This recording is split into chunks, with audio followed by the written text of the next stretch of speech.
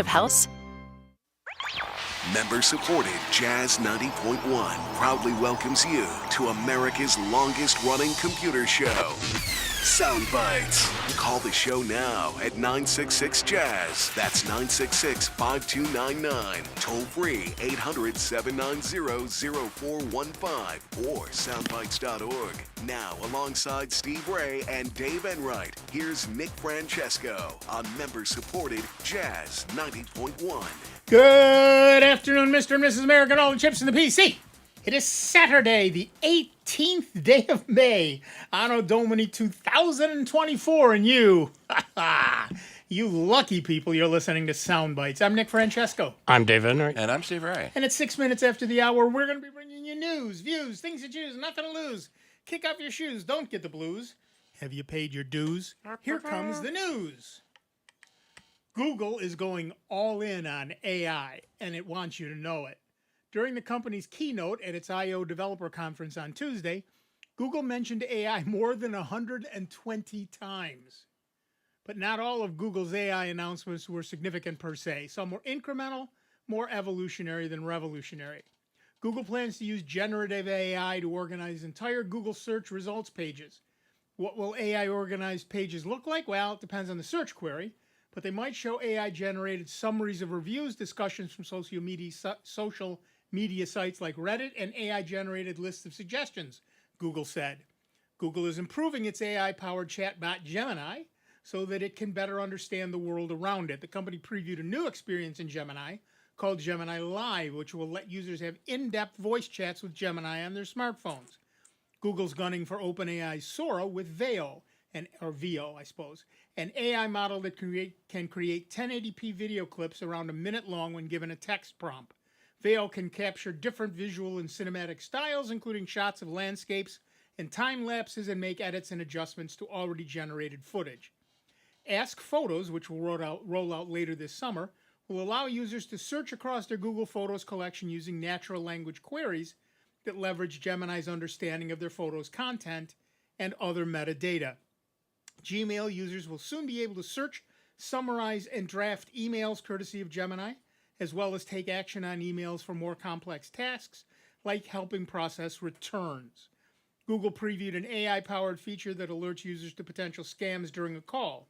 The capability, which will be built into future versions of Android, uses Gemini Nano, the smallest version of Google's generative AI offering, which can be run entirely on device. To listen for conversation patterns commonly associated with scams in real time. Google is enhancing its TalkBack accessibility feature for Android with a bit of generative AI magic. Soon, TalkBack will tap Gemini Nano to create oral descriptions of objects for low vision and blind users. So our poll of the week at soundbytes.org, that is Bytes with a Y, Francis would like us to remind you, is ready for AI in everything? Your choices are can't wait, could be pretty helpful, we'll see, over my dead body, and a who now? So far we have 26 votes, and a who now is just ahead of we'll see in the polls. And you can vote in the polls by heading on over to soundbytes.org, that is Bytes with a Y, and you can also give us a call, 585-966-JAZZ, that's 966-5299. Toll free 800-790-0415. Didn't the same thing happen last year at Google I/O where they said AI 100 and some times and somebody clipped it all together? Yeah, this time they did it themselves.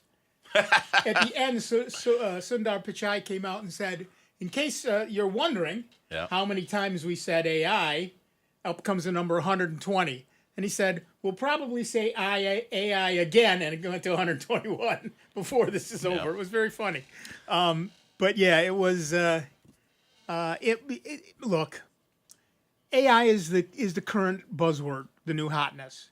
I don't know how useful it's going to be to the average person on the average day, but it is certainly going to be everywhere. At Apple's iPad announcement a couple of weeks ago, Last week already? It's only a week ago? Only a week.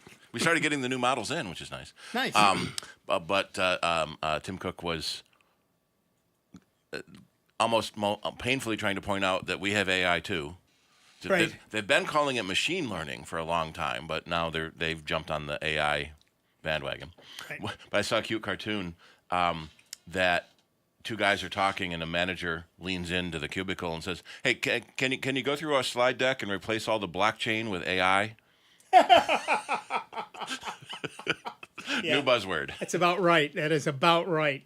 There are going to be some useful things. The demo that I think the average everyday person would most appreciate is somebody came up and said, "Okay, I've got to return this thing," and the AI comes back and says, "Okay, I've searched through your emails and I found where you bought it, so I'll add the receipt to this, and I've sent it to them. Oh, they've replied and said, yes, you can do it. Here's the return label. I'll print that for you, and you need to take it to this address and drop it off." Boom, done. So it's very much like having a personal assistant to do those things for you. And that's what we want our AI to do. Right. So somebody said, I don't want my AI to write a book for me. I want my AI to do the laundry. So I can write a book. So I can write a book. Yeah. Exactly right. That is exactly correct. And that's some of the stuff that this AI will do. Look, I get it. I'm glad I'm not teaching anymore, because let's face it, a lot of students are going to be using AI to write papers for them. That's dangerous. Plagiaristic. Well, it's not just plagiarism. AI gets it wrong. Excuse me, has hallucinations. Yeah. They're calling it. I did a bunch of stuff with Google's Gemini, which they're going to start charging for now, I think. But it's at AI tests. .com maybe? No, asknick.com/AI tests. And there's a bunch of stuff that's there. The very last one, I basically asked it to write a biography for Nick Francesco of Rochester, New York. Almost nothing. I was Lieutenant Governor of New York. Did you know that? Oh, really? Yeah, apparently I was. I was also Secretary of State. What state of mind, though? You're right. I became active in politics, in public service. I've led a hell of a life. I apparently went to Monroe High School, which I didn't. I apparently graduated in 1956 when I was 5 years old. Might have you confused with perhaps somebody else? How many Nick Francescos of Rochester, New York are there? Evidently, at least one other. At least one. At least one. That's all it takes is one to, No, there is no other Nick Francesco was having in Rochester, New York. That you're aware of. I've looked. I did a search just thinking maybe they got the wrong Nick Francesco of Rochester, New York. Nope. The only one that comes up is me. Now, if you just search Nick Francesco, you also get the DJ Nick Francesco. Okay. And a couple of other people and, a lot of other stuff. But What if you spell your name wrong? I didn't. Right. But what if you do? Maybe you find someone else like that. Maybe you do. Anyway, the point is there's a whole bunch of them in there. I also had to, when I first set it up, there's a parameter that says, give me not X-rated stuff, but you don't block anything. Because the first query I gave it was, tell me about the Norse god Thor. And it came back and said, I can't do that because it's blocked by a naughty filter. What? I mean, okay, there's some stuff in the original Legends. And I get that. Was obscene? But at one point... He liked the party. He liked the party. One of his powers was his beer would automatically refill itself. That's the movie. We're talking about the actual Norse god, and there was, for example, he accidentally married Loki at one point as a prank. Loki dressed himself as his bride, and they went through the marriage ceremony. And he had a veil on and everything. But I don't know that would hit the filter. Anyway, the point is, it was just weird. And about half the time, AI gets it wrong. Like I said, it's they call it hallucinating, which is just another word for lying. So I asked Gemini now to tell me about you, and I said, I don't have enough information about that person. Oh, interesting. But yeah, so at any rate, the idea is that this stuff is dangerous in every aspect.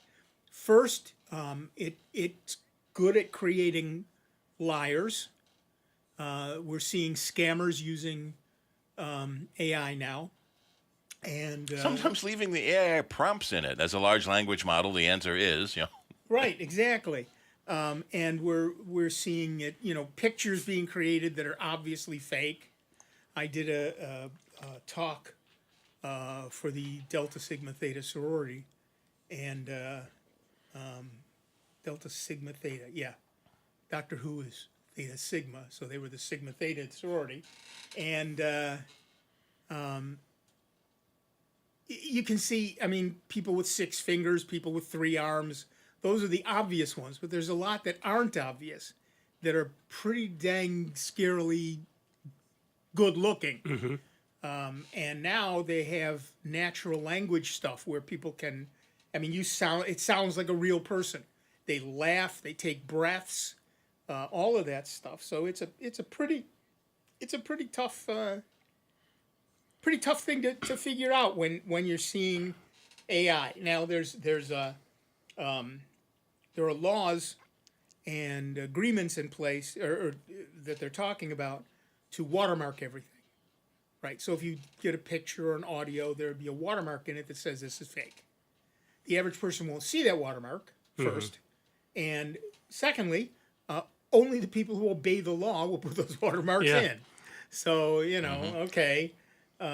So we'll see where this takes us in the future, but one of the things that AI needs to be able to do is to warn you when you're viewing or listening to or reading something that was created by AI.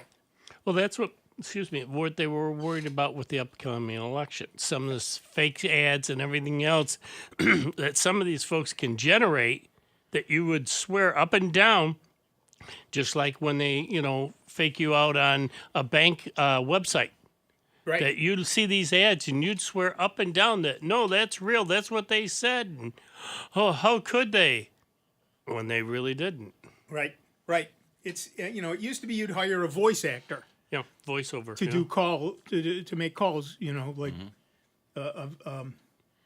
a mimic and to do that. But now they just do it. In a world where Vic LaFontaine, right? Vic LaFontaine or Rich Little or Mel Blanc, that ilk of person, Joe Alasky, any of those people could imitate the voices, right? Now they don't even need that. Look, in Alexa you can buy celebrity voices, so you can have Samuel L. Jackson or Melissa McCarthy or whoever tell you the weather and all of that stuff. It used to be back in the day when Susan Bennett was doing Siri that you sit in a booth all day and you say all the phrases, right? The time is, the temperature is, and then you do all the phonemes, sh, and they put them all together to make words. Now they don't need that. Yep. They take a sample of your voice and shoot it through AI, and AI pretends to be you. It can create all those. So they certainly don't have Samuel L. Jackson sitting in a booth all day going, shh. So 20 years ago when Roger Ebert started losing his voice, it was a big deal that a company was able to put together all of his phonemes from all the talks and appearances he's done to build him an electronic voice that sounded like him. And then he did a tech talk about that. Right. And I had read someone had asked Stephen Hawking why he didn't have a natural sounding voice. And he basically said, I like the robot voice. That's me. Everyone knows that's me now. Exactly right. Exactly right. But yeah, so we're going to be seeing more and more of that. We're going to be hearing more and more of that. There apparently was a phone call going around of President Biden telling people not to vote. I don't care what your political bent is. No politician is going to tell you don't vote. Yeah, really. That's the dumbest thing I've ever heard in my life. But people fell for it Oh, of course. because you could talk to him. It wasn't a recorded voice saying, "This is Joe Biden, don't vote." It was, "Hi, I'm Joe Biden. Who am I talking to?" "Oh, this is Nick. Hi, Nick. Just wanted to tell you don't have to vote this time around. I've got the election in the bag, blah, blah, blah." Sounded like him. I've always worried about that by seeing the early returns on TV. Oh, my guy's up 50 points. I don't have to bother going. And then, Well, that's why they don't give it anymore until after the polls at various areas close. Right. Because of just that. That was back, I think, in the 70s Yeah. that they were doing that. And like you said, people were, "Oh, I don't have to go out and vote. Well, it's nasty out." Yeah. I read a cute story about so my wife is a someone who works. Don't say it. Who works at the poll? Yeah, she works at the polls. Okay. Takes your name and gives you your ballot, things like that. Right. And there were some stories. One time, someone showed up wearing a "Vote Steve Rogers" T-shirt, and they wouldn't let him into the polling place because he was Advertising. He was, right. Yeah. Advertising for a candidate. Right. Even so, apparently, someone doesn't know who Captain America is. Right. Exactly.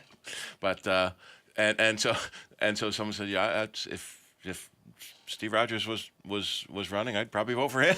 Yeah. Yeah, but absolutely. well, Captain you can do write-ins, so that's the other People side of the write in coin. Mickey Mouse, Donald Duck. Yeah, all the time. So and advertisement can't be within so many feet of the election Right. or the polling site. No, I get that. I do. We've seen people come to the polls with Trump, whatever, or Biden, whatever shirts, and we tell them put a jacket on. You're pressing my free speech. Right. It's illegal to do that in a polling place. Right. So it was always Stark Rogers. So Captain America, yeah, but I don't know if I'd want Tony Stark running. Right. Exactly. Rogers Wilson I'd go for. At any rate, that's we're seeing more and more AI, and it's going to be helpful. It's going to be useful. To a point. And later on I'll tell a story, but I had a number of stops to make yesterday. And what would have been really nice is to be able to say to my phone, I have to go here, here, here, and here. Give me the most efficient route. The traveling salesman Map out the problem. route. Exactly. That's the first thing you learn in programming class. Exactly. After Hello World. Right. So you do that for me, and show me, give me the Google Maps route. Yeah, there is software out there for it. Right. But it costs thousands of dollars, Well, it which costs a you're lot not of money, or as Steve said, you spend a lot of time writing the code yourself. Yeah. In this case, it would have been really nice to just be able to say, here's where I get. Take a look at my schedule, take a look at my calendar, and tell me the most efficient route to do all these stops. Yep. Lovely. I can't argue with that.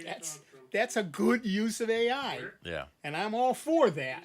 I want more leisure time to do the things I want to do.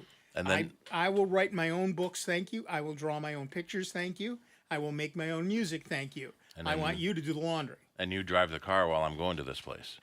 Well, that's I want to jump next. over the next 10 years where no one trusts self-driving cars, they don't work well, and get to the point we see in all the sci-fi movies where it works perfectly.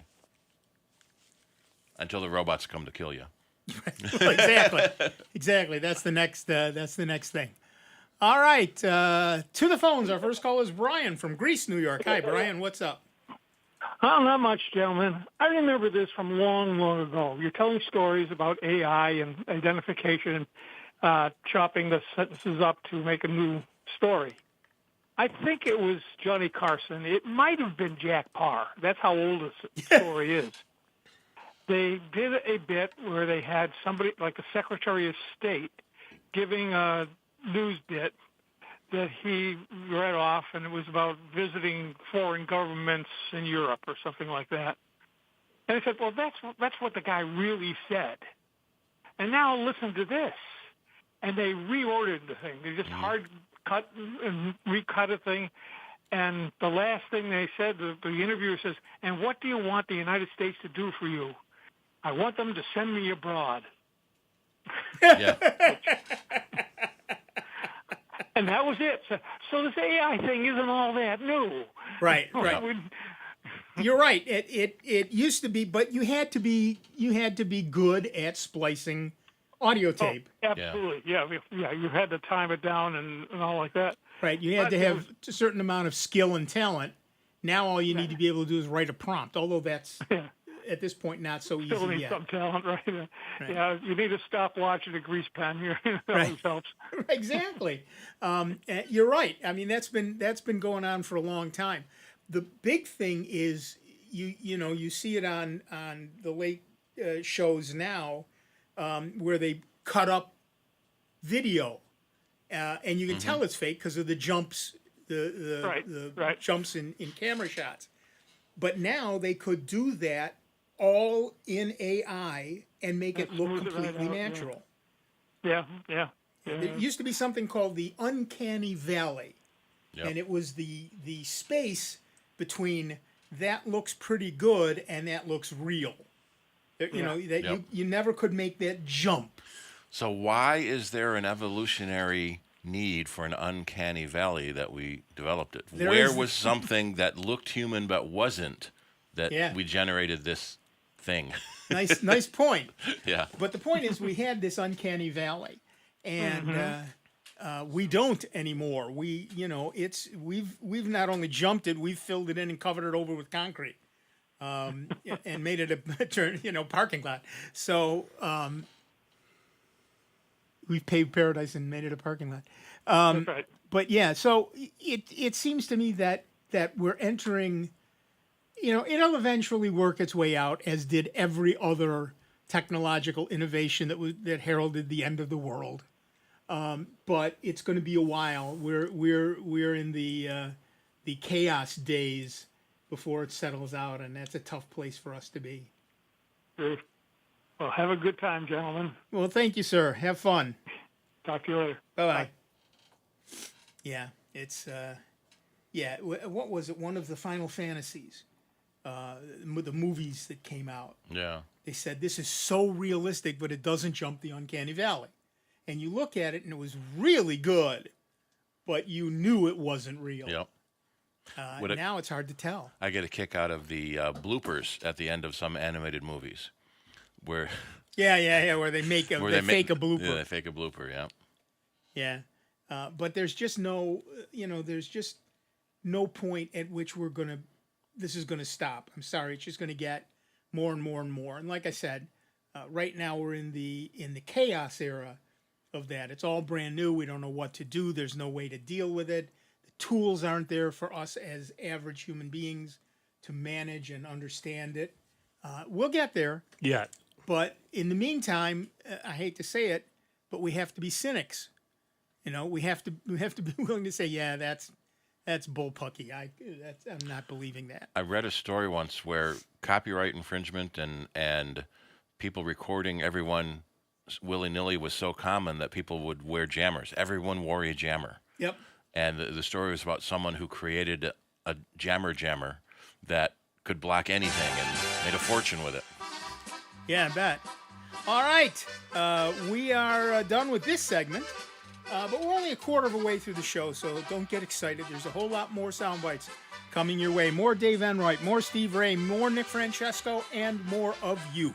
Give us a call, 585-966-JAZZ. That's 966-5299. Toll free 800-790-0415. And we'll be back in just a couple of minutes with more sound bites on member-supported Jazz 90.1. It's America's longest-running computer show. Back to more sound bites with Nick, Dave, and Steve. Next on member-supported Jazz 90.1. NBC News Radio, I'm Dina Kodiak. Houston officials are assessing the damage after a powerful storm caused massive destruction in the area and killed at least 7 people. At least 4 died in Houston, where the storm hit Thursday, including 2 by falling trees and 1 by a falling crane. 3 storm-related deaths were reported Friday night in Harris County, including a woman who died when lightning struck her trailer. Over 530,000 customers are without power in Harris County, leaving many without air conditioning when temperatures in the region soar in the 90s this weekend. No injuries are reported after Philadelphia and campus police officers responded to a pro-Palestinian protest last night at the University of Pennsylvania. Department sources say it happened around 9 p.m. after a group of individuals entered and attempted to occupy the school's Fisher Bennett Hall. Officers reportedly escorted the protesters out of the facility, arresting several. University officials say the protesters want the university to divest from Israeli companies and support the Palestinian cause. Dina Kodiak, NBC News Radio. Why do today what you can put off until whenever?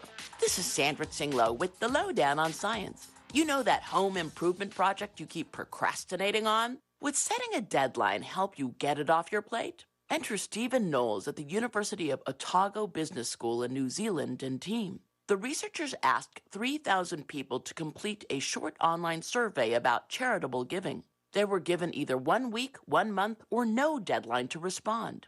Incentive: $10 would be donated to a charity if they responded by the deadline. Results: responses were 30% higher when there was no deadline. People got around to filling out the survey eventually. But if you have to set a deadline, go short. 14% more people responded when given 1 week versus 1 month. These results suggest that people procrastinate more when given a longer deadline. But avoid deadlines altogether if you want a task done but don't care when. It's counterintuitive, but the research has spoken. So, I'll fix that sink tomorrow-ish. Now, back to Minesweeper.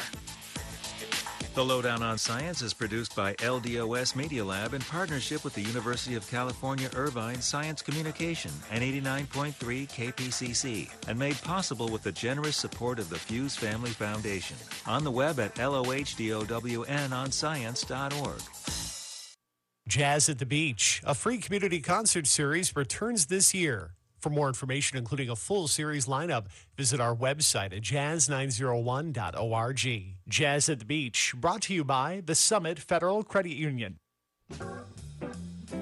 You already join us for the best in jazz, blues, and big band music. Now join us for dinner. Join as a member of Jazz 90.1 for $90.10 or more, and you'll receive the member card. It's good for 2-for-1 dining at dozens of local restaurants. Call 966-JAZZ, that's 966-5299 now and become a member of Jazz 90.1. We're setting a place for you. More than 6 million Americans are living with Alzheimer's, with more than 11 million family members and friends serving as caregivers. The toll of the disease is monumental, and no one should face Alzheimer's or dementia by themselves. Free help is available 24/7. For resources and support, visit the Alzheimer's Association at alz.org or call the helpline at 800-272-3900. You are not alone. Are you thinking of adding a pet to your family? Greece Residents Assisting Stray Pets, or GRASP, is committed to reducing the number of homeless pets by placing dogs and cats into compatible, loving, permanent homes. For more information on how you can give a homeless pet a second chance through adoption, visit graspinc.org. GRASP, striving for the day when every dog and cat will live in a loving, safe, and healthy home. Here's the latest Jazz 90.1 weather forecast.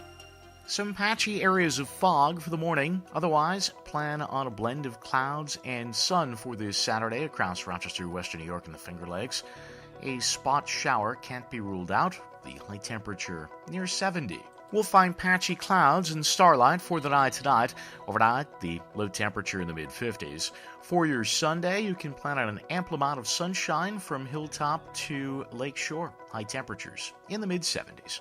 I'm meteorologist Josh Nichols for Jazz 90.1. And currently right now we've got mostly cloudy skies, 70 degrees out at the airport, and 72 here at member-supported Jazz 90.1. Hi, this is Rick Petrie. Please join me tonight for North Star Sounds from 9 to midnight on member-supported Jazz 90.1. Welcome back, everybody. I'm Nick Francesco. I'm Dave Enright. And I'm Steve Ray. And at 35 minutes after the hour, I'm having cable management issues today. I apologize. All right, back to the phones. Our next caller is Dave from Canandaigua, New York. Hiya, Dave. What's up? Oh, all kinds of stuff. But I'll try and keep it as short as I can because I know you only got 2 hours, right? Right. Well, let's start. I the nonprofit that I work with, I'm sort of the tech guy, and I'm looking at other people getting involved in certain things, and computers get old and worn out, so Linux looks good, except I don't want to have to support Linux in any big way. So I came to the conclusion that probably the easiest Linux for a newbie that would be worth throwing out there would be Ubuntu. So that they can. It depends. Okay. There are several versions of Linux that are designed specifically for the Windows user. PC Linux OS, Pop OS. I'm sure that I'm going to get all kinds of angry calls and letters Not about gonna hit 'em using all. your own. But there are a number that purport to be closer to Windows, so you have less to learn in terms of where things are. Yeah. I did a bunch of those, looking around on those, and one of the criteria has to do with accounting for this nonprofit.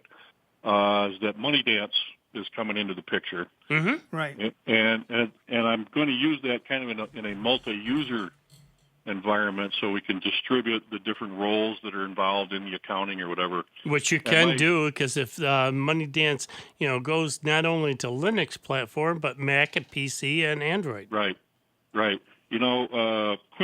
QuickBooks is no longer going to be sold as the standalone. You'll only be able to sign up for the online stuff. Online so only. The desktop version is going away. Yep. So MoneyDance can run on any platform. Right. And so the other part of that is that it's obviously some file somewhere is going to have to be in the cloud. Right. And you can do that with MoneyDance. It has no problem with it. Right. Well, either Google or Dropbox would work. Mm-hmm. Now the trick is, I was looking at there's not like a Google desktop for Linux, but if there's something that would work that's not too complicated, then I can continue to go down this road. Well, okay. There in terms of Google Desktop, not really. As long as it works. Right. And it's not too complicated to do. Right. Boy, that's a good question.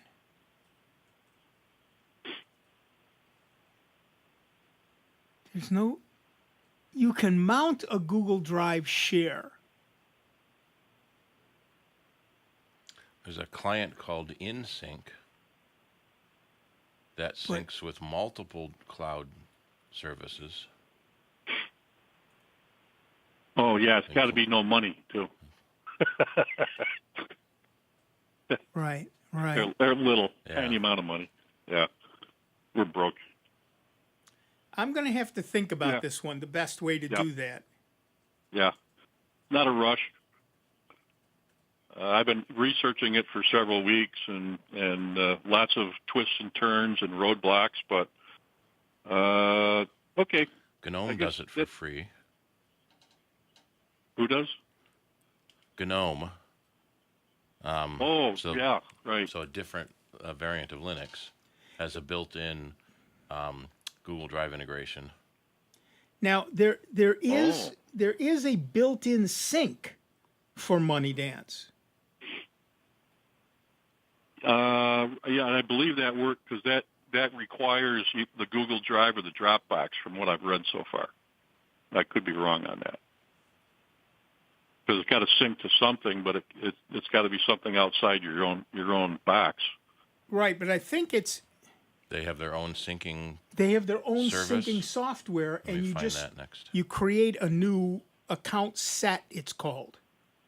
Take a look at account sets, and I think what happens is you have just multiple computers talking to each other. But I don't know if that works over the internet or only on an intranet inside a company. Oh, yeah. I think that's just internal from what I wasn't looking closely at that, but I think that's... Right. Anyway, I'll look into this, but I don't have an answer for you right now. That's no problem.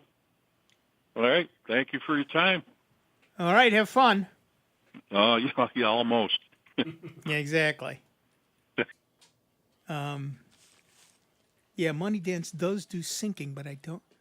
Oh yeah, you can share. Somebody your name? Fred, where are you going from? Yeah, but I who do don't they know. do?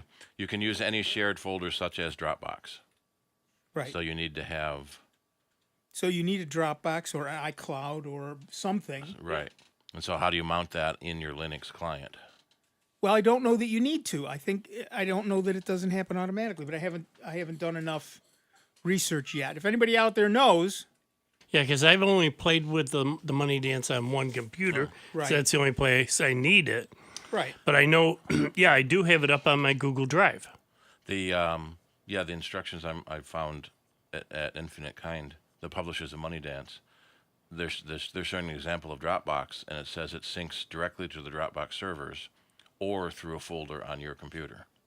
So you don't need a folder on your computer if it syncs directly to Dropbox. Right, and there are other services it syncs with as well. So that may be the answer. Get a Dropbox or an iCloud or a yeah. Google Drive or OneDrive or whatever it is Yeah. you want, and then And just tell from- everybody that's where the file is. Go. And I mean, for Google Drive, since you get the 15 gig free anyways, most likely your file isn't going to be that big. Right. The biggest online drive size is at Google Drive with 15 gigs, so that should be more than enough for whatever you do. And I can't imagine an organization big enough to. And then, I mean, at the end of each year, you'd want to archive it anyways Right. and start the new fiscal year fresh. Right.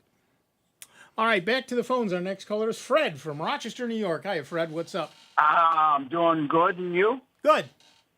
Hey, I got some information. I've been listening to the previous caller, and I've been doing spending a lot of time tinkering with Linux. I started with Ubuntu and the latest version, 24.04, and it's easy to use. Adding some stuff, it's a learning curve. But once you set up one, you can set up 50 of them, just simpler. Right. I have Money Dance. I have Money Dance on my desktop, which is Windows. I have it on 2 laptops, which are Linux. I have it on my phone, Android. Mm-hmm. And using the Dropbox, Dropbox is free for the lowest version, which is all you need. Yeah. But the other thing, if he wants people to have access to Google Drive, he could create a Google account that is a general account that everybody can access, that you want to access. Right. And when you have a Chrome browser and you log in, there's a little 9-dot thing in the upper right hand corner that you can open any of the Google services. Right. I can open my email. I can open my Drive. I can open my Keep Notes. All of that from that same browser window, which makes it super simple. That you don't have to know anything. I certainly don't. To be able to access all that stuff, you just got to click on the thing and pick one. Yep. But that is extremely simple. So to my question that I originally called for was, I'm looking for a video recorder that I can record from any kind of camera to and be able to do some minor editing, nothing super major, but working in front of a green screen with some sort of background. Some of the video recording capabilities that I've seen don't have I didn't find a setting for backgrounds. So like I would if I were doing a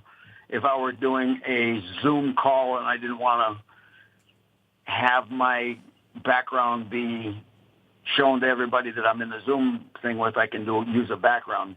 But I don't see that for just like making a video recording that I want to keep and maybe share with minimal amount of people.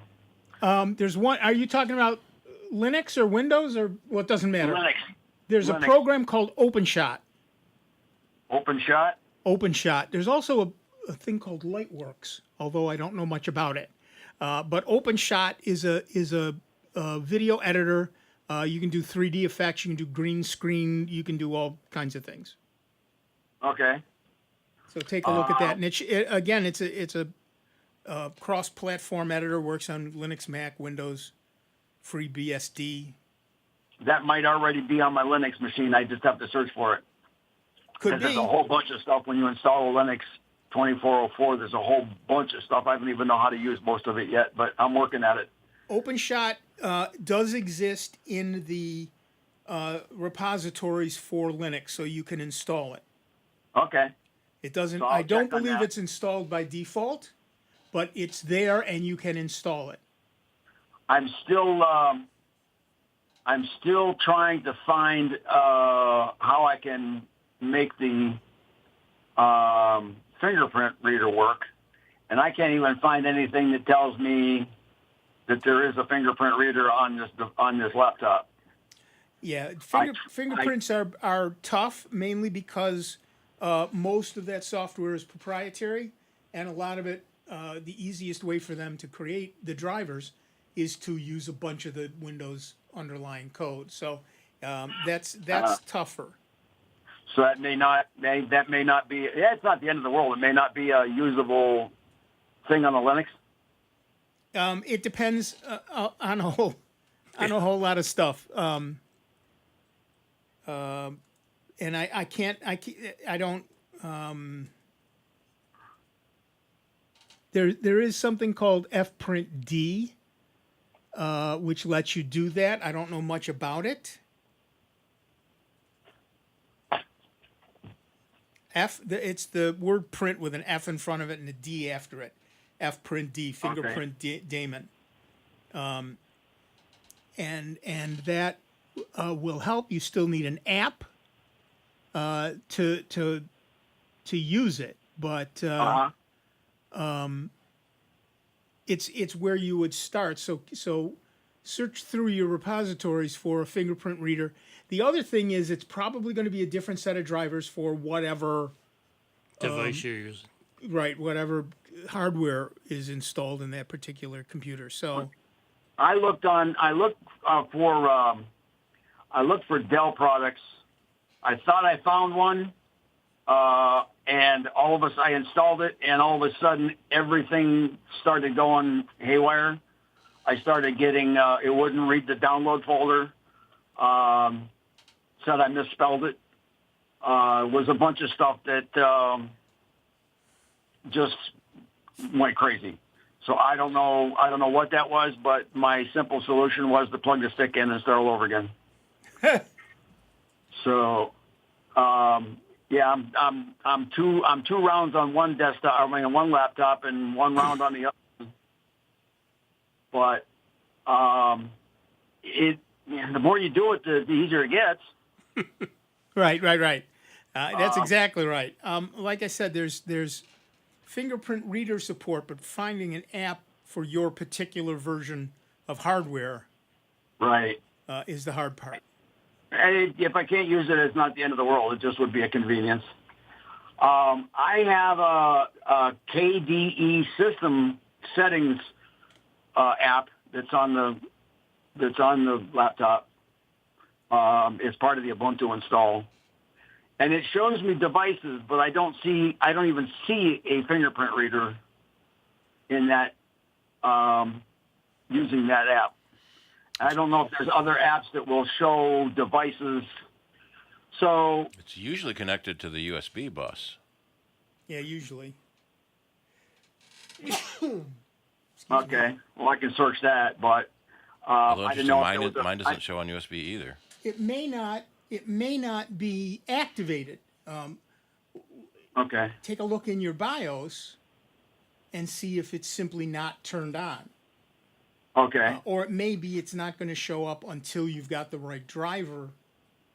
I don't know. The big thing is it may not call itself a fingerprint reader. It may just be a device from X corporation, right? And you have to know what X is. Right. And you may find that one of them. You said this was a Dell. Yes. One of the nice things about Dell is you can go to their website support in the support section, and type in the serial number of your computer. It will tell you an astounding amount of information. Operating system, chips, and everything else. Yeah, I had the name and the name and the model, but I didn't put in the serial number. Yeah, it's a service number, the service tag. Yeah, it's a service tag on the back, and usually it starts with a few letters, then his numbers, and letters again. And you can go right to the Dell site, enter the service tag, and it looks up your machine, tells you what operating system you had, all the drivers that were installed for it, and everything else. Okay, I can do that. So the one other question is deleting apps. I have installed a few that are duplicates, and I'm trying to sort through which ones I like better. Yep. And then get rid of the others, but I don't see a way to delete it. I right click on it and it asks me to pin it or. Okay, so you have something called software, an installer of software installer program. I'm using the Gedit. I mean the Gdeb. Right. Okay, but there's also I forget what exactly it's called. It's the software something. Hold on. It's just called software or software and something along that line. And what you can do is run that, and what it will do is show you all of the installed packages. It shows your whole catalog, and then you can click on something and say, I don't want this anymore. There's an uninstall. If it's not installed, so you can, one of the, I'm looking at mine right now, and it says that, there's an installed tab. So I can go to the installed tab, and it shows me all the software that's installed, and there's an uninstall button. Oh, okay. And that's the easiest way to do it. You can also do it through apt, which would be sudo apt purge and the name of the program from the command line, and that will purge that program. You mean the purge is real? The purge is real. You can uninstall it, but that doesn't get rid of a lot of the ancillary files. Purge gets rid of everything associated with that particular program, assuming it's not being used by another program. Okay. Well, that was my next question. Is it gonna take out something that's generally speaking? I've never personally seen that happen. Okay. So I looked, and you haven't written a book yet on Linux Ubuntu. No, I have not. There are plenty of them. I have not written one, and that's true. Do you have anybody that you recommend? Any authors? Any? I haven't looked at a Linux book in years. I'm sorry. And there's so many YouTube videos that if you have, say, print is so old school from you print authors. Yeah, right. Questions on, say, unpacking, or doing this or doing that. You can go to YouTube and 10-to-1 odds find somebody that's already done a video on that, and it'll walk you right through it. Yeah, and there are a number of gentlemen on the YouTube network that do weekly updates on different trips and tips and tricks and all this other stuff. There's also different sides to it. If you're a user or an administrator or a developer. Yeah. Right. Two things you should check out. You should say how to use apt, A-P-T. Okay. For Linux, and how to use snap for Linux. Yeah. Those are the two you should look up on YouTube. Okay, I've installed a few things with the DEB extension. Right. And that seems to be the easiest for me anyway so far. That's fair. And the third thing then that you should look up is how to use Gedebi, Gedebi, the GNOME Debi installer, Gedebi.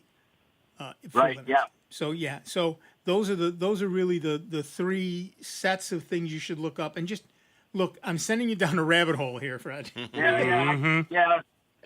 But that's the fun of Linux, though. You know, if you mess it up, oh well, you know, you can always start again, and but you've learned a lot. There's an O'Reilly book on the command line with is that a hawk on the cover? Yeah, how old is that book? I mean, Snap wasn't around when we started writing these books. But there is so much free information out there. Like I say, you could literally spend the next probably, I'm guessing, couple of years just sitting in front of the monitor, watching all the different videos and flavors of Linux on there. Well, I pretty much installed the things, but the command line scares me a bit because I'm afraid of having to reinstall everything that I've already done. So I'm trying to keep one machine working and then use the other one for just playing around. Yeah, that I can, if I screw it up, I can reinstall. Yeah, that's the way to do it. That's the way to do it, you know. And it's like, oh well, so I learned that I won't do it on this machine that I've got working. Right. But that's how you're gonna get a good handle on the different things that you want to do. You sound like the type of person that has no problem playing around, experimenting. If it goes awry, oh well, I learned something from that, and try something different. Yep. I learn best by doing hands-on. I'm not. As do a lot of people. Yep. A lot of people. You can sit there, stare at a screen for hours, come away and go, okay, do you know this? Huh? Yeah. Whereas if you actually do hands-on, oh yeah, we did here, we go there, do this, do that. That's one of the things I do too, Fred. If I'm watching a YouTube video or whatever, I pause it and try it on the laptop, and then go back to the desktop and best way to do it. Yeah. Try it on the laptop. Yeah. RM minus RF. Well, that's the other thing, too, about watching it on the YouTube channels. You can pause. Yeah. You know, stop it, go ahead and try it on there, and then wait for him to, go on to the next step. Rewind and see, what did he say? Yeah. Right. And take notes. Take your own notes that are meaningful to you. That, oh, yeah, there's a lot here, so you can remember other key points down the road. Yeah, good advice. I'm making notes as you're speaking. So that's the best way to learn. Sometimes, there's no standard way for anybody to learn something. It's going to be different from every person that you meet. That's true. Wow. Okay, so I got a lot to work on still. This is what keeps you young, Fred. But the key. Exactly. But the key thing, Fred, have fun at it. Yeah, I'm trying not to get too frustrated. There you go, my friend. But and hopefully your other caller can get something out of that. Yep. Thanks, Fred. Okay. Bye. Bye-bye. All right. That music tells us that the first hour of this show is now history, but it's a living history because we have another hour of the longest-running computer show in the known universe coming your way. Another hour of Dave Enright, another hour of Steve Ray, another hour of Nick Francesco, and another hour of you. And you can join in the fun by giving us a call, 585-966-JAZZ. That's 966-5299. Toll-free 800-790-0415. And maybe when we come back, I'll tell my story. It's not quite an Uncle Dave story, but it's a pretty good story, and we'll do that maybe when we come back. In the meantime, take a quick bio break, get yourself something to eat and drink, and enjoy. It's important to stay hydrated, and we'll be back with Sound Bites right here on member-supported Jazz 90.1. Computer talk you can understand. More Sound Bites is next on member-supported Jazz 90.1.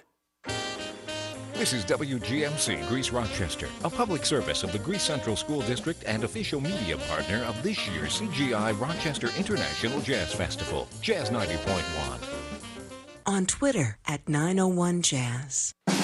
And NBC News Radio, I'm Dina Kodiak. Houston officials are assessing the damage after a powerful storm caused massive destruction in the area and killed at least 7 people. At least 4 died in Houston, where the storm hit Thursday, including 2 by falling trees and 1 by a falling crane. 3 storm-related deaths were reported Friday night in Harris County, including a woman who died when lightning struck her trailer. Over 530,000 customers are without power in Harris County, leaving many without air conditioning when temperatures in the region soar in the 90s this weekend. No injuries are reported after Philadelphia and campus police officers responded to a pro-Palestinian protest last night at the University of Pennsylvania. Department sources say it happened around 9 p.m. after a group of individuals entered and attempted to occupy the school's Fisher Bennett Hall. Officers reportedly escorted the protesters out of the facility, arresting several. University officials say the protesters want the university to divest from Israeli companies and support the Palestinian cause. Dina Kodiak, NBC News Radio. On the next Jazz Night in America, meet 3 vibraphonists, all under 30, pushing the music forward. Joel Ross, Simon Moulier, and Sasha Berliner. There is definitely like a fierceness to the vibraphonists of today. I feel like everyone is really passionate. I'm Christian McBride. Catch Jazz Night in America with Christian McBride, Monday nights at 8 on member-supported Jazz 90.1. This is Ska Jazz.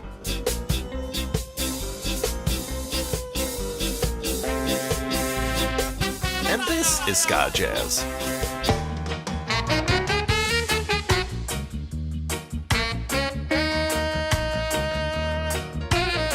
And this is Ska Jazz. Join me, Charles Benoit, every Friday night at 8 for This is Ska Jazz, right here on member-supported Jazz 90.1.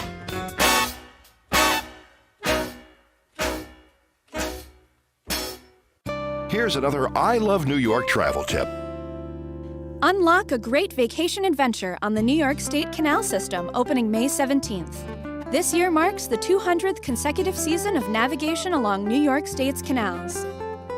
With 524 miles of placid waterways and over 420 miles of canalway trails, the canal system is packed with recreational opportunities. Take a day tour on a canal cruise boat and rediscover New York's beauty from a new vantage point. And with New York State's On the Canals program, you can take advantage of unique opportunities to experience free excursions, including kayaking, biking, and boat tours across the canal corridor and the adjoining Empire State Trail.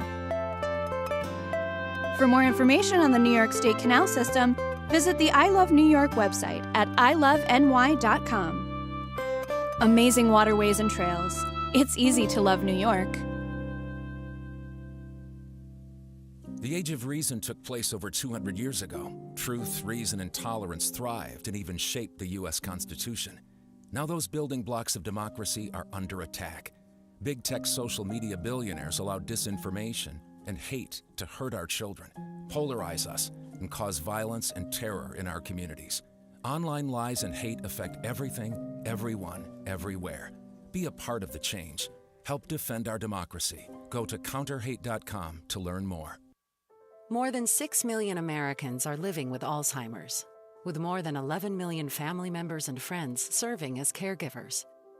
The toll of the disease is monumental, and no one should face Alzheimer's or dementia by themselves. Free help is available 24/7.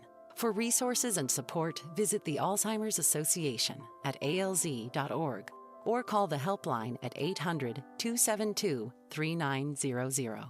You are not alone. Are you thinking of adding a pet to your family? Greece Residents Assisting Stray Pets, or GRASP, is committed to reducing the number of homeless pets by placing dogs and cats into compatible, loving, permanent homes. For more information on how you can give a homeless pet a second chance through adoption, visit graspinc.org. GRASP, striving for the day when every dog and cat will live in a loving, safe, and healthy home.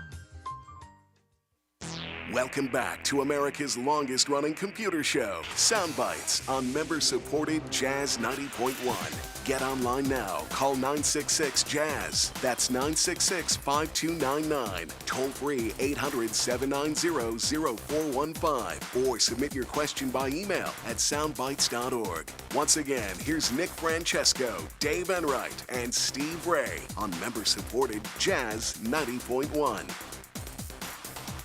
Welcome back, everybody. I'm Nick Francesco. I'm Dave Enright. And I'm Steve Ray. And at 5 minutes after the hour, we're hurtling headlong into the second hour of the longest-running computer show in the known universe, Soundbites, right here on member-supported Jazz 90.1. But hold on. This... Found it. Now, it's only fair that it's for so many years, it was always, wake up, Dave. I get to turn around and go, wake up, Nick! You awake yet? I am. All right, kiddies, gather around, get your footy jammies on, grab a mug of hot cocoa, sit Indian style in a semicircle around the rocking chair as we desperately try to slap awake Uncle Nick to tell his little story. All right, so here's the thing. First, two things, actually. Nobody expects the Spanish Inquisition. Actually, they did. They did expect yeah, They might have. Went ahead of them. After all these years, they might have. Yeah, they might have.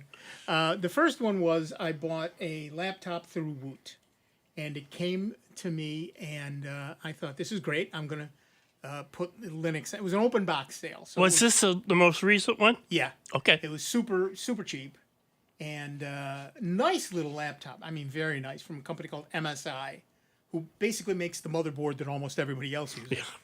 Them and Asus and a couple of others. But anyway, the point is I bought this laptop. It came and it was great. I was going to put Linux on it. And I could not get into the BIOS. It had a BIOS password set. So an open box sale. They'd gotten it, obviously, from a company that went out of business. And I get it. It was in beautiful shape. But it had this BIOS password. They don't know the BIOS password. And I thought, I can screw around with it, open it up, try to short out the BIOS, blah, blah, blah. I don't care. I just returned it. So I said, the BIOS is stuck. What can we do? I sent them an email. I thought, well, this is going to take a week before I hear from anybody. Next morning. Huh? Well, you have three choices. You can return it, you can keep it and screw around with it yourself, or you can try to find an MSI service center in your area. I said, option one, please. I'll just return it. They said, okay. We will send you a label. I clearly still have the box because it was yesterday. Yeah, really. That I got it. Stick the label on the box. Off it goes. I said, okay, that's what we're going to do. That was Tuesday or Wednesday. And I got the label. I printed it out. I stuck it on. So I was all ready to bring it back on Friday. Thursday night, we have a power outage. Just a second or two.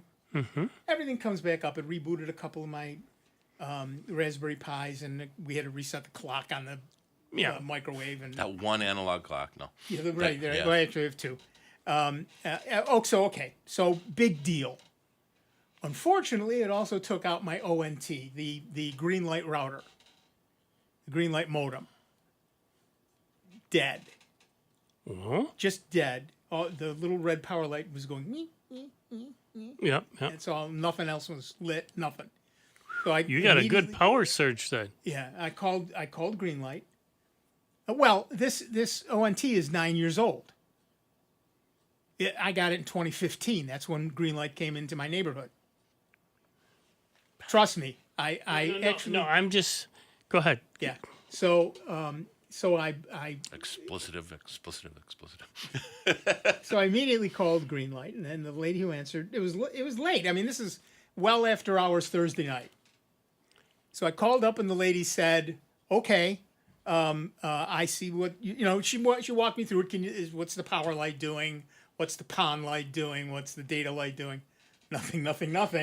The feeble little red blinking light on power." She said, "Well, it's pretty dead, clearly dead."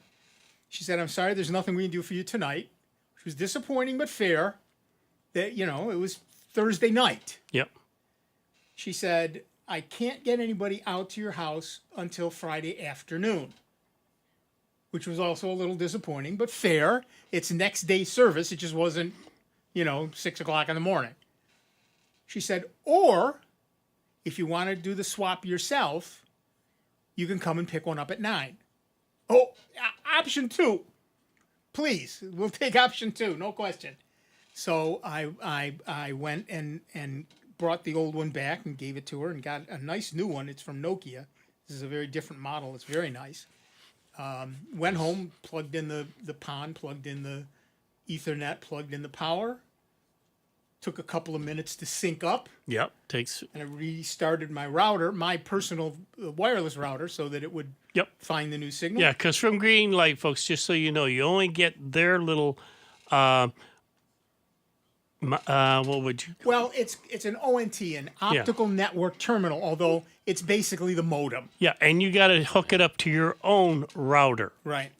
And so I did all that, and I was up and running like 15 minutes after I got home, which was great because I could sleep, Friday night I could sleep with both eyes closed. And I just want to send kudos first to Woot for the quick turnaround of everything there and how they gave me no problems at all.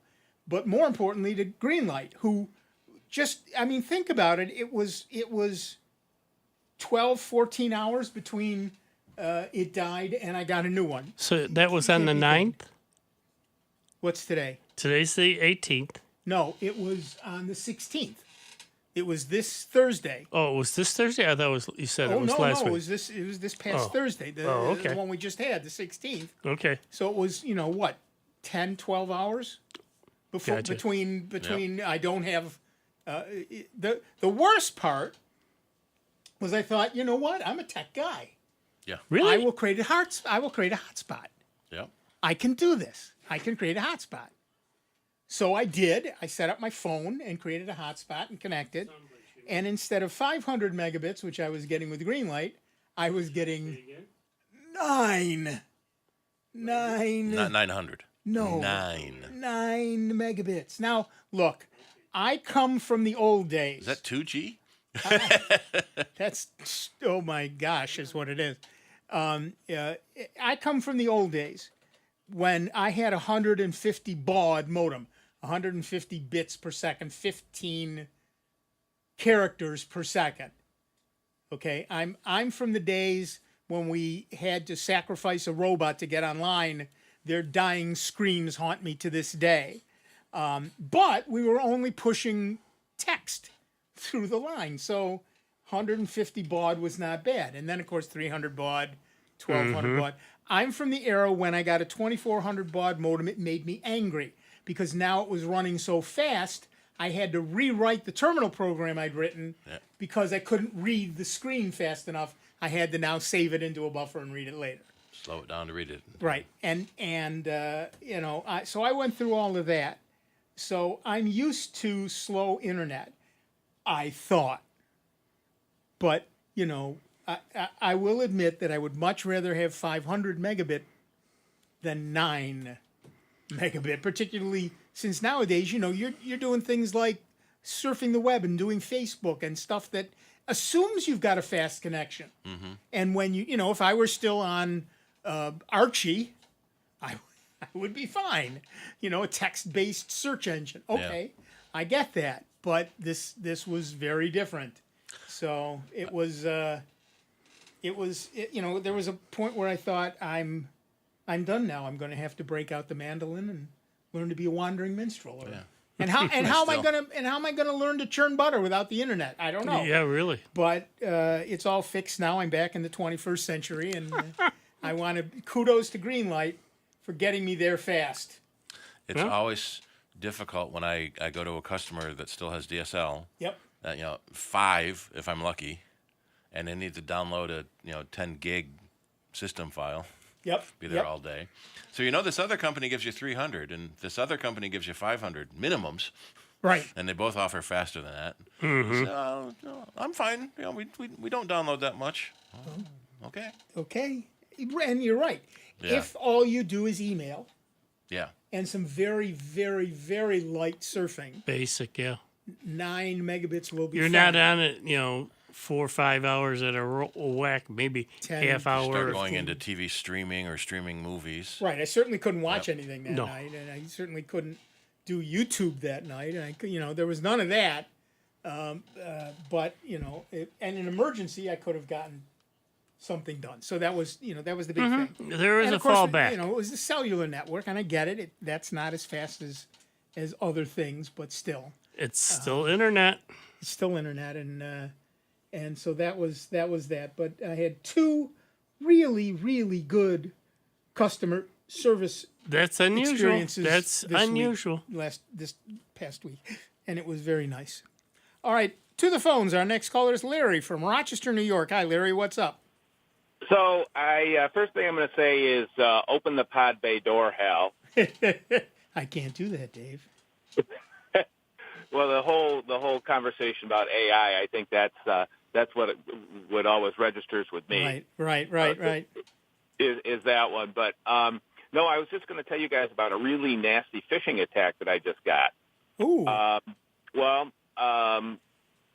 Okay, so I'm in a group where I receive emails on a fairly regular basis from the person who runs it, and so I get this email that looks like it's from the group, and it says, "Oh,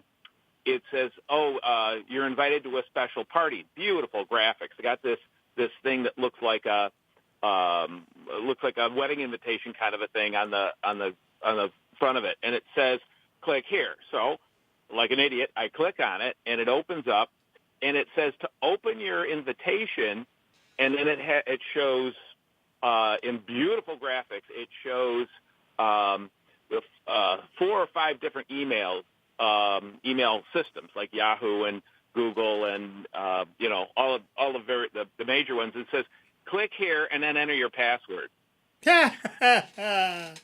And like an idiot, I got 3/4 of the way through my password, and I go, "Gee, is it this one or that one?" And I stopped, and I went to get my little password cheat sheet, and I came back, and I go, "Wait a minute, this is dumb." I did text the person who sends out the emails most of the time, and I said, "Did you send out an email about a special party?" And they go, "Absolutely no."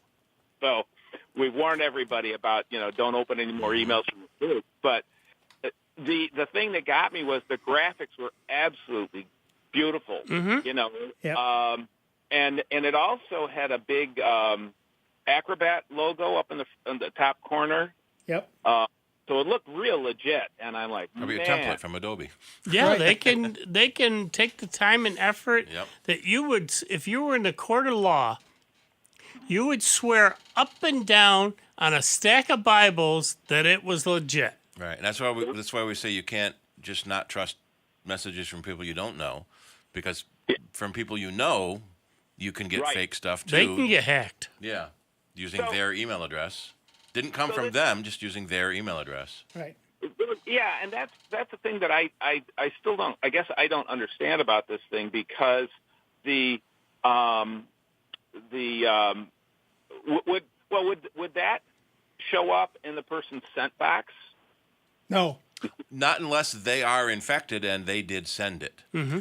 It's like sending a postal letter. I can put anybody's return address on that letter I want, and email addresses are basically public knowledge. You can collect billions of them easily enough, and so I can send a junk mail letter in your name, your return address, and you never see it.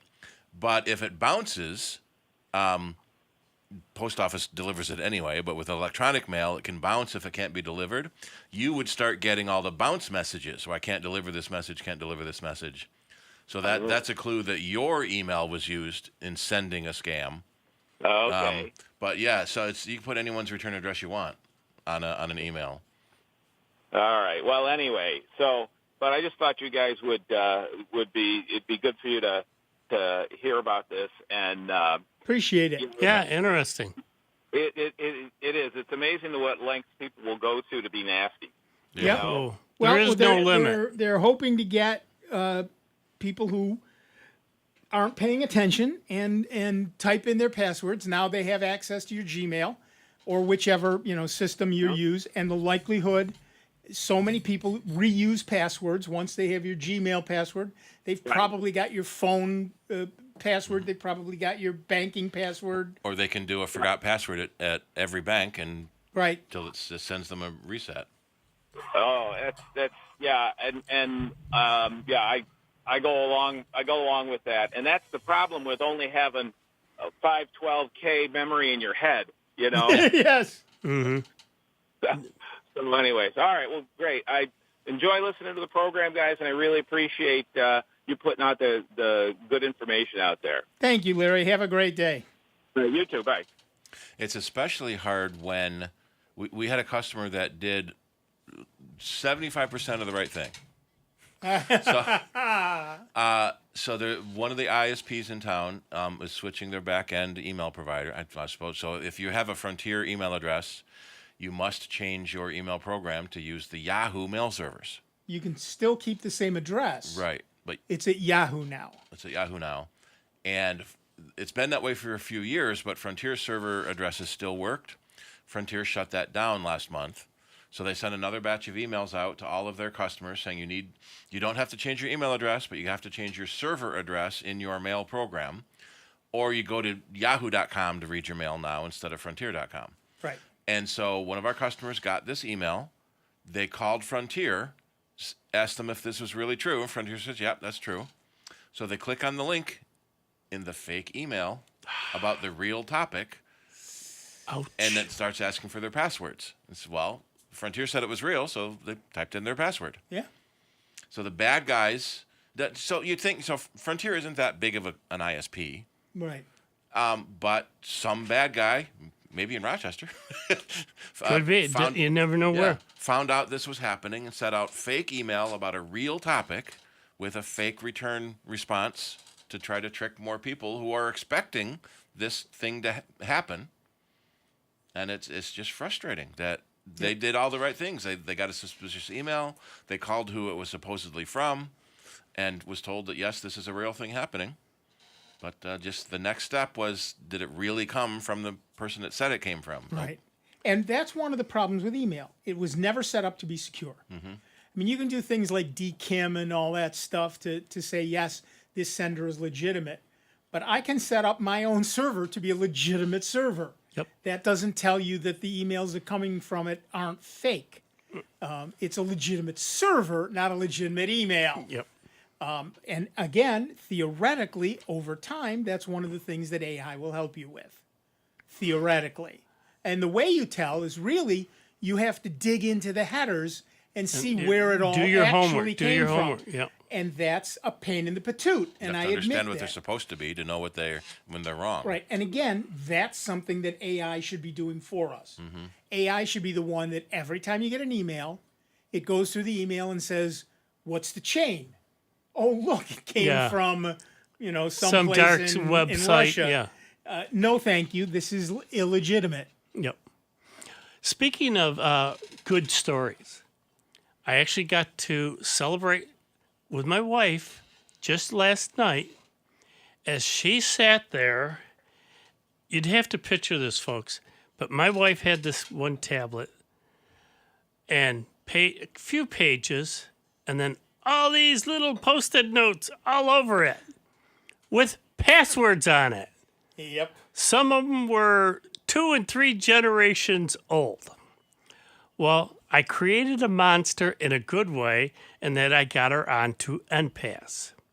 She has been using due diligence over the past week and a half, and last night she was finally here I go. She was taking all those little Post-it notes and other thing else, going through the shredder. Because now she officially has all her passwords into NPass. But she just didn't type the ones that were on that little thing. She went into the website because I showed her how to do it. And she says, I want to change my password. So she went over then to NPass and had NPass create some really complicated passwords. And I showed her how to go back. Now paste it in there, save it. So now every one of her websites has if it's either excellent or better Right. on every little site that she does. And now if she's going to some obscure site, I told her, put it down. Write it down and put it in there. You may never go back to it again, but if you do, you've got it. And you don't have to keep these little snippets of paper. So she is now fully converted to NPAS. Nice. I tell you, when I set up the laptop, trying to get into it, I set it up. I went into Windows. It was a brand new machine, so it made me install. Yeah, you got to go through that. And I went into NPAS and wrote all that stuff down too. I knew I wasn't going to keep the machine, but you make it a habit, and you don't break the habit. It just saves so much frustration because she was getting so frustrated with herself. She'd go, well, I can't remember which. Do you know which one? No. Because she'd have so many little snippets. I know so many people who have a notebook where they keep their passwords. That's nice. But A, you have to keep it up to date. B, cross out the old passwords. If you try it when and you it change them. Or when you try it and it doesn't work, cross it off. Cross it off. And then we'll go try the next one, then the next one, then the next one. And for those of you who like to save old passwords, NPAS has a note field. You can copy the old password down into the note field and put in the new password. So your old password is still there. You have it to look at. Just go in back case. And remember it. Go strolling down memory lane with your old passwords. But the new passwords are the ones that are in use. We had that happen this week with a customer where they're trying to log into a service and it kept saying wrong. And so then, all right, let's reset the password. Your password must be different than the last one you used. Yeah. That's what I was trying all this time. Yep. You thought that's what the password was? I was going to make it the password. Nope, that was already the password. Then why didn't you let me log in first? Right. Well, and what we find is that sometimes people fumble finger passwords or they hit fumble two keys finger at the once. shift key. And that's why they make you type it twice, because Right. it's unlikely you'll type it wrong the same way twice. But I've done that. So have I. Yeah. And the guy 50-odd years ago that recommended obscuring the passwords as you typed it has apologized to the internet officially. That when they were setting up these early recommendations, they figured the biggest threat would be someone looking over your shoulder watching you type, so hide the password. Turns out the biggest threat is you typing it wrong. Right. So many websites have a little eyeball button where you can see the password, and the ones that don't are very annoying. Yes, it is more secure not to see what you're typing. Right. But And now, if you're a touch typist, fine. yeah. You stare at the keyboard, and that's one of the reasons people make such simple passwords. And then you go bang, bang, bang, bang, not Right. accepted. I know I typed it right. Right. But that's also why many people use such simple passwords. Yeah. If my password is 123, it's really unlikely I'm going to screw that up. Yep. If I can't see it. So I get that. I do. But it's still it's a tough problem, and we're trying. There's a whole bunch of the fingerprint reader that Fred was talking about is one way people try to get around that. It doesn't work everywhere. It doesn't work on every machine. It doesn't work. I don't have one on this machine. Can be for example. temperamental. And they can be temperamental. But biometrics, your phone does that. Almost everything I go into on my phone asks for my fingerprint now. So that I don't have to remember passwords. B, if you're going to steal my phone, take my thumb, or whichever finger I happen to use. Yeah, I was going to say, well, you got two of them, so right. Which thumb, which fingers? Yeah. I do not use the. Now obvious. it would only be a problem if you get into your toes. Right. I ain't going there, folks. Right. In the summer it's easier, but in the winter you've got to take off the shoe and the sockets. Yeah. Yeah. With your big toe. But yeah, so it's a tough thing right now, and none of this was ever designed originally for that's why there's multi-factor authentication. That's why people use the keys. What do they call them? Security dongle, key fob. Key fob things. YubiKey. YubiKeys and all of those. Yeah. So. That's the idea behind those. They should be more secure than just typing in a simple password. All right, we're going to take a quick break. Back in just a couple of minutes with Dave Enright, Steve Ray, me, Nick Francesco, and you. 29 minutes after the hour, Sound Bites, member-supported Jazz 90.1. Online 24 hours a day, 7 days a week at soundbytes.org. More with Nick Francesco, Dave Enright, and Steve Ray next on member-supported Jazz 90.1.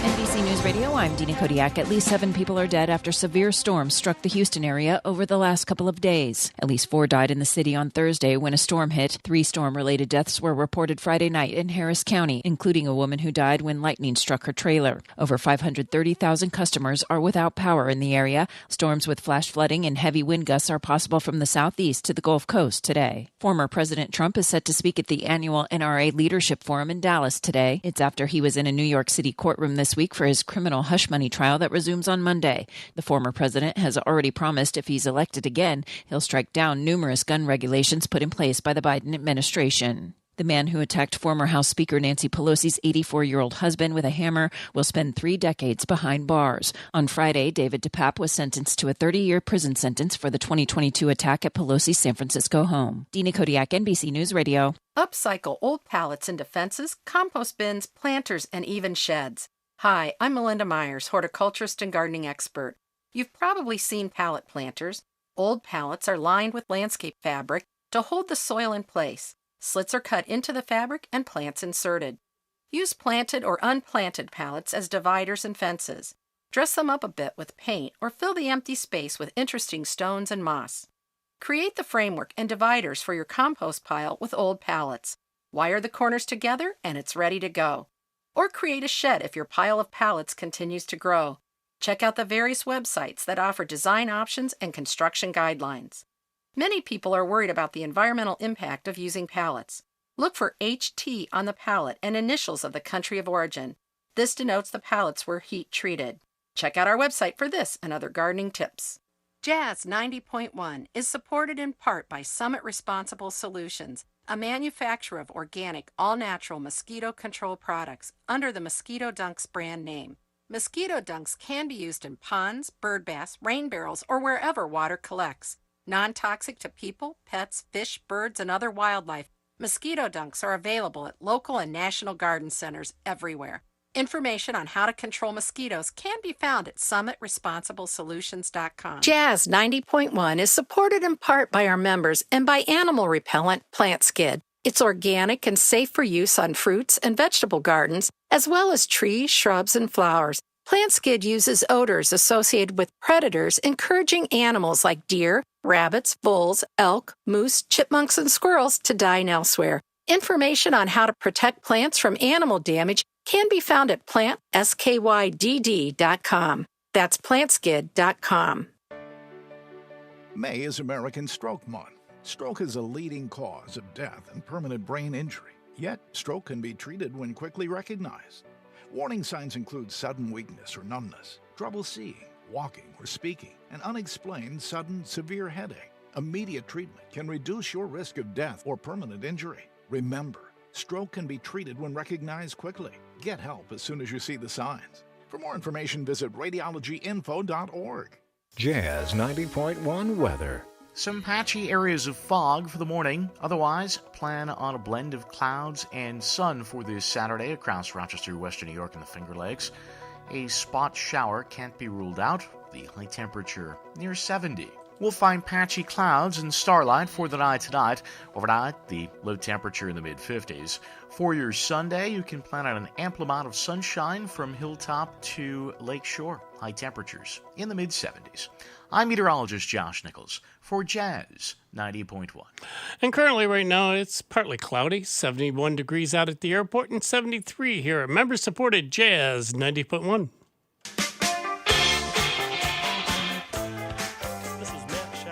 Join me or Rick Petrie on alternating Tuesdays from 9 to midnight on member-supported Jazz 90.1. Welcome back, everybody. I'm Nick Francesco. I'm Dave Enright. And I'm Steve Ray. And at 34 minutes after the hour, we are Soundbites, and we have Anita all the way from Los Angeles, California on the line. Hello, Anita. What's up? Hi, guys. How are y'all doing? We're doing peachy. How are you doing? I'm good. Now, before you ask your question, I hate to ask this, but how's the weather out there? It's cloudy. Okay, you can speak now. But wait a minute. No, what's the temperature? Oh, it's like maybe in the 60s, high 60s. Okay. Oh, not bad. Okay, We're you can warmer. talk to us. We're warmer. Yeah, we'll talk to you. Thank you. You passed the test. Yep. What's up? Appreciate you. Are any of you guys familiar with the Samsung A9 Plus tablet? Yeah, it's an Android tablet. Mm-hmm. What's Okay. up with it? I just bought one, and I have it set up the way I want to, but my issue is I can't upload pictures from my flash drive to the tablet. Is there any way to do that? From what drive? Flash drive? The flash drive. Oh, yeah. Oh, boy. I know there's a new device out that will work on like phones and that type of stuff that's got the adapter that you can put in like the charging unit and hook up like flash drives and all this other stuff to transfer stuff.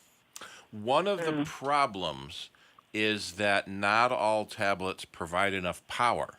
So normally you just plug the flash drive into the tablet, so you'd need a USB card reader. Right. If you can find a USB card reader that has its own power brick, power cord, then that supplies enough power, and the tablet should be able to read it. Let's back up for a second. And my question to you would be, why do you need the pictures on your tablet? So I can use them as wallpapers. Okay. Yeah, you could. But what I would suggest, because too often, people have hundreds of photos. And you fill your tablet. Yeah, and you'd storage. fill your tablet up before, you even got any applications on it. Whereas if you were to, say, store them up on the cloud in Google Photo and just pull down a couple at a time that you want to use for a wallpaper, maybe 3 or 4, and have it switch, and then when you're done with those, delete it from the tablet, but then go up to the cloud and re-download any other, say, this month I want my one kid, group of grandkids on it. And then the following month, I take those off and I want my other child's grandkids on it. And you're switching between the two. All right, so are you using, okay. So, yes, the easiest way to do this is to, what did you do? I don't know why that thing is. Okay, that was Dave. Sorry, Anita, that was Dave. So one of the things that's easiest to do is to throw your pictures into the cloud and then download them to your phone. The question is, what's the easiest way to do that? And when you have a Samsung phone or tablet in this case, you have two choices of systems to use.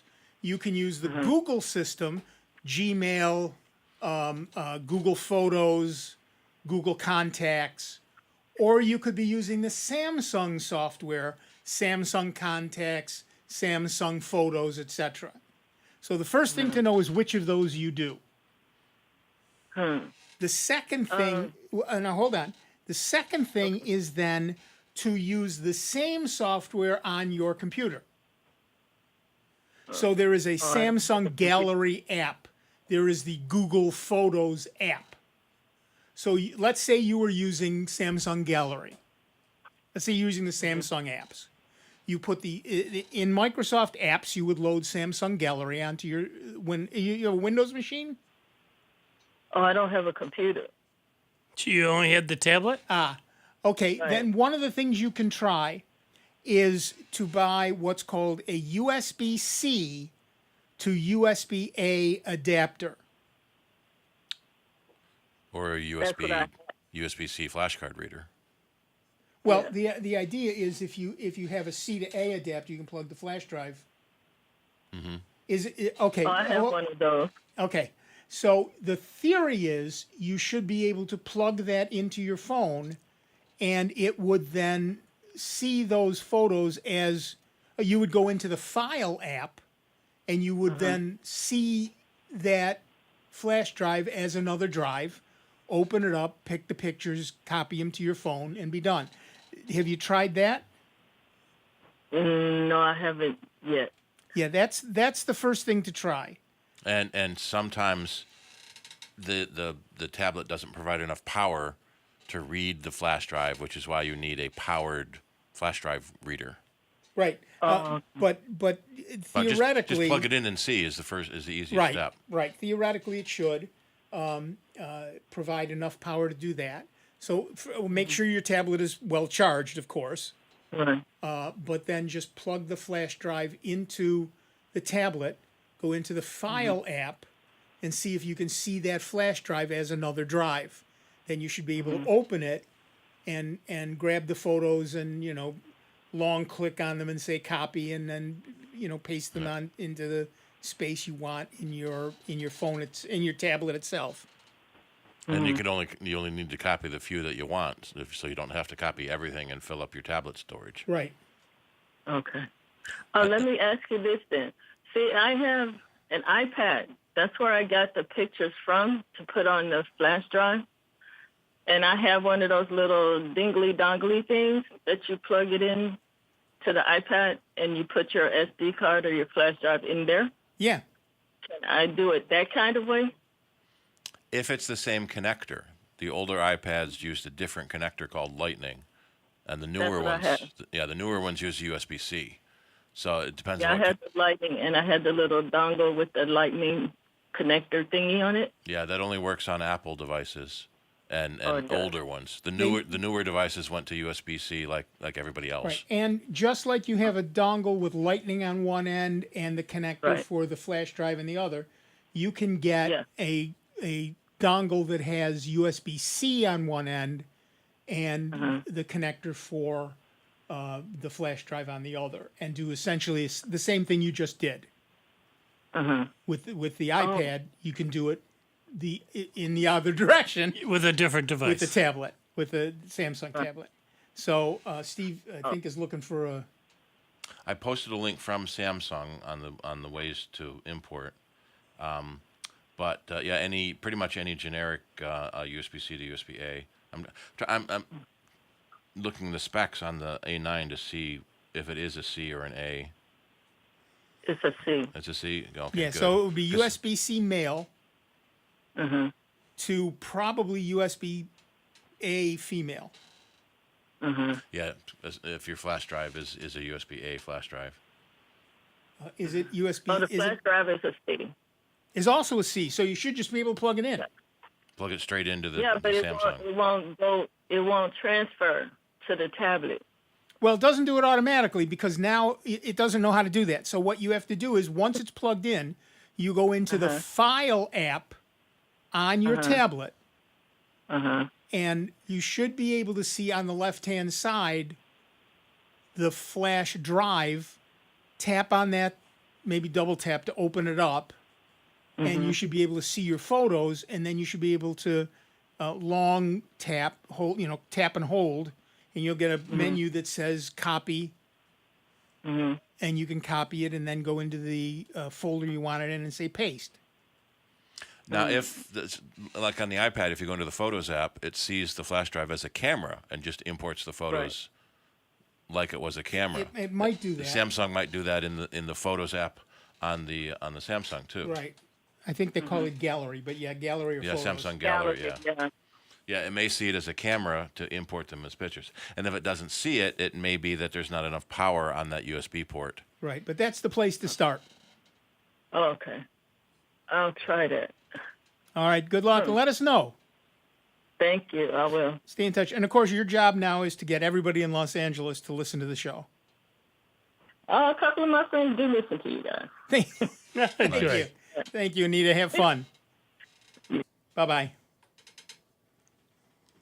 It's 9 o'clock in the morning for her, 9:44. So, 3 hours? No, 4 hours. I thought it was 3. Oh, no, you're right. It's 3 hours difference. So theoretically, the other thing she could do is email a photo or two at a time from her iPad to her Samsung. That's true.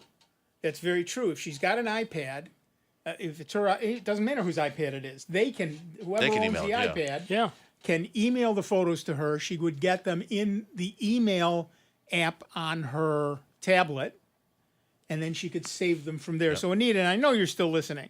So that's another thing to try. Have whoever gave you those photos email them to you, and use the email app on your phone, on your tablet, to save them to your tablet.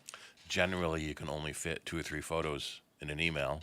But one is better. Yep. But the thing of it is, though, and it's also going to take up quite a bit of space on that tablet. That's why she may only want to She's do not 1 or going to 2. have. She's not going to have 1,000 of them, but she's going to have 1 or 2 or 3 or 4. That That shouldn't be a problem. Yeah, no, it's backgrounds. I can see that, but if people are going to, load it up with folders, and all of a sudden want to load other software, and they want. Well, why can't I do That's why you that? use Google Photos or iCloud Photos to offload. I have 80,000 photos on my iPad. No, you don't. No, I don't. They're on my cloud, and I Yeah. can look at them if I need to. Right, and I do the same with my phone. The other thing is that whoever created those photos, if they have iCloud or Google Drive or whatever, they can share the folder. Yep. with her, And which then, she yeah. can then see You're on good her. to go. Right, which then she can then see on her tablet and download the photos from there. So there are more choices you have than you think, Anita. Just gotta explore them and try them out, and Yeah, check with whoever owns that tablet, or if it's you, you can do it yourself. You can move them to the cloud. You can email them to yourself. If you move them to the cloud, you can share them with yourself or with other people, whatever. But that's the way to do it. And you don't have to have an iPad to share an iCloud. iCloud Photos. iCloud Photos, yeah. iCloud Photos. You can use the iCloud website on a non-Apple device. Exactly. So you don't have to have an Apple device for Right. So for an whoever Apple ID. owns that iPad can save them to iCloud, share that with you through your email address. You can then see them on your tablet and download them from there. That may, in fact, be the easiest way. The days of SneakerNet are limited at best these days. So yeah, that's something to try. I still use thumb drives for installing Linux on laptops, but other than that, I gave a talk the other night to a sorority, and I brought the flash presentation. The presentation on a flash drive just in case. And in fact, yes, it was necessary. So great. But that's how it works, Well, that's what you do nowadays. And that's the thing. Nowadays, too, though, people don't realize that when you order a computer, guess what?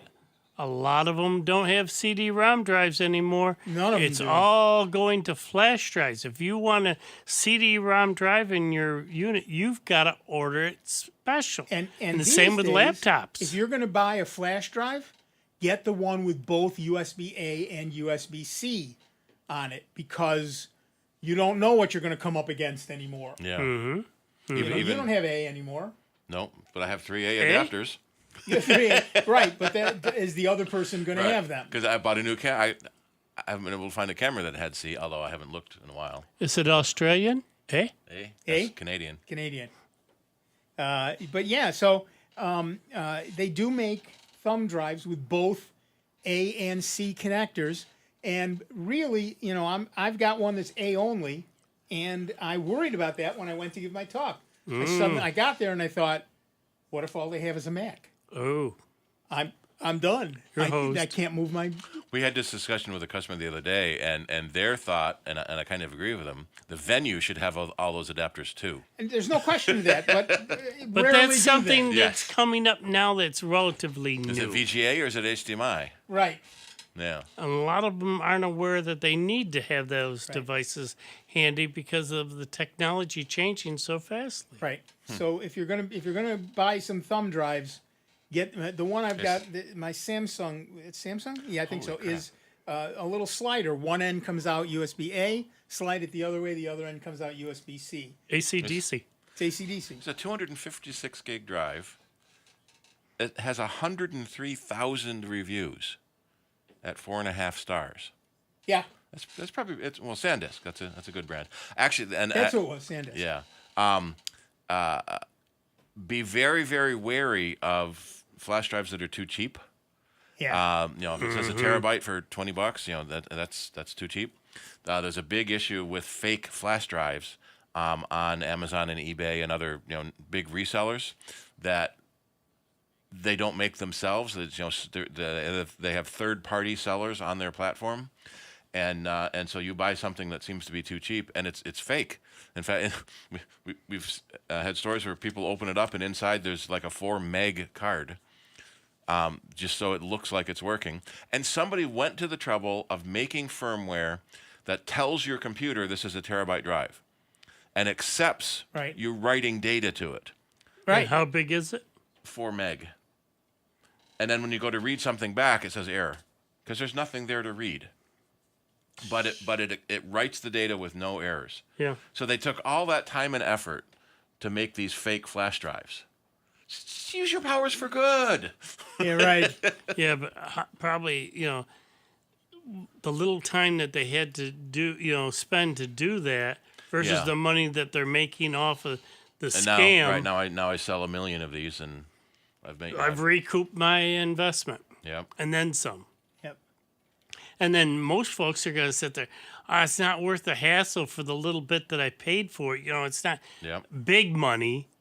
Even if it's, $10, $15, and you get, a couple million people ordering them, and most of them are going to sit there and not be bothered because it costs so much just to return it. Sometimes it costs more to return it than it did to ship it to you. If you are going to shop at Amazon, you need to know about reviewmeta.com. And it's a website where you go to it and you type in the product page URL from Amazon, and it analyzes all the reviews and tells you which ones are fake.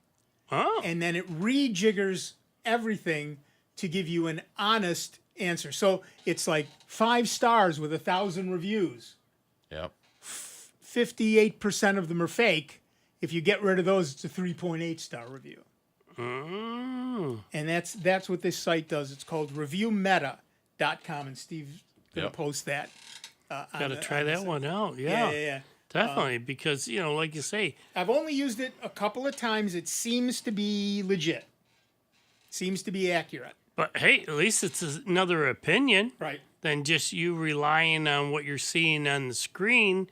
And, they've got 4.5 stars out of 5, and you look at the reviews, and they all say exactly the same thing. No, I think not. Yeah. I think not. Smell fish. Right. The one that I like is Camel. Camel. You leave something in your Amazon cart, and it will watch the price drop. So if you don't need it right now, but and then it gets annoying when you see the price go up. Mm-hmm. Yeah, right. Yeah, just before a holiday, all the prices go up, so they can go on sale back to the price they originally were. Right. But yeah, so take a look at Review Meta, and stick it in your bookmarks, and check when you're buying something from Amazon that you don't. I mean, look, if you're going there to get Q-tips, you're pretty much going to get Q-tips. So you don't have to use this. But if you're looking at something new, use the review. They need to create that like an extension onto like Chrome. There may well be one. That would be so cool that you could sit there and click on the extension, just like Grandma Check and all this other stuff that could pop up and quick check it for you. How about Amazon do it themselves? They don't know. They don't care. No, the million. No. In fact, with the fake flash drives, people have tried to report them as fake, and Amazon investigates, takes the review down, and say, our investigation has shown that they're not fake. Right. But they're not the capacity they're not a fake flash drive. Right. They're not the capacity they claim to be. Right. Mm-hmm. Right. Yeah. Again, it's all in the wording. Yep. You say, apples and it's really oranges, but yet it's still a fruit. Right. I read a story where someone complained that they were given a green apple Because red apples are for eating, green apples are for pies. I can eat green apples too. No, exactly. Yeah, Granny Smith. That's. They're a little They said it was an tart. old lady who probably was a granny. Yeah, they're quite tart. The Granny Smiths make really good pies, but yeah, you can eat green apple if they're supposed to be green. If they're supposed to be red, wait till they're red. Well, yes. Don't eat green apples if it's not a green apple. Yeah. But yeah, so check out Review Meta. Next time you go to buy something on Amazon that you're not sure what it is. There are a couple things I order fairly regularly from Amazon. I know what they are. I've used them before. I don't need this. But when I go to look at something new, I always check the reviews, and now I can check the reviews that are at least considerably more legit. And let's bring it all back around. Call back to the beginning of the show. It's kind of an AI thing where the background program is saying, no, this doesn't pass the smell test. So yeah, it's important these days to be as careful as you can about so many things, and among them is Amazon reviews. That's just the way that goes. So reviewmeta.com. Steve's already put it on there. And that's because companies will buy reviews. Yep. They'll pay somebody a penny a piece or $1 a piece to write fake reviews, claiming our product is good, and they'll also pay for fake reviews claiming their competitor's product is bad. Right. So you can't trust the good ones or the bad ones. Right, And exactly. in fact, general rule of thumb, throw away all the zeros, throw away all the fives, and just look at the 2s, 3s, and 4s. Right, exactly right. You're not lying. And also when you look at these things, you also have to pay attention to what's actually going on. So there was a product that I wanted, and it had a whole lot of bad reviews. And it turns out that A, people were using it for something it wasn't intended for. B, they didn't understand how to use it properly. You buy a pair of scissors and you're upset that they won't cut down a tree. Okay. They will. It'll just take a while. Yeah. Okay. So I bought the product, knew how to use it and what it was intended for, and it was fine. And the 3 and 4 reviews told me that. So I bought it to cut down a tree, and it's not working right. Not working right. Well, okay. That's That's what happened. I get that. That's right. You can take down a tree with a paper cut too, if you give it enough of them. Yeah. But so it's that kind of thing. You got to be aware of what it is that they're saying and why, not just what, but why. One of the reviews was right in the description. It says not suitable for X. Half the reviews were I can't use it for X. Yes. That's right. That's exactly right. That should therefore be a 5-star review. Yep. Because it exactly doesn't do what it says it doesn't do. All right. That music tells us the show is done for another week. I want to thank everyone who called. I'm echoing. I want to thank everyone who called in. Good discussions this week. Thank you very much. I want to thank Dave Enright. I want to thank Steve Ray. I'm Nick Francesco. We're done. He's doing the things on YouTube now. And Steve does. He gets YouTube and Facebook and all kinds of places with the video. So nicely done, Steve. Unfortunately, we see his face everywhere too, so that's a problem. But we'll be back next week with a whole lot more of the longest running computer show in the known universe. That's Sound Bytes, right here on member-supported Jazz 90.1. We will see you in 166 hours. Be good to one another, will you?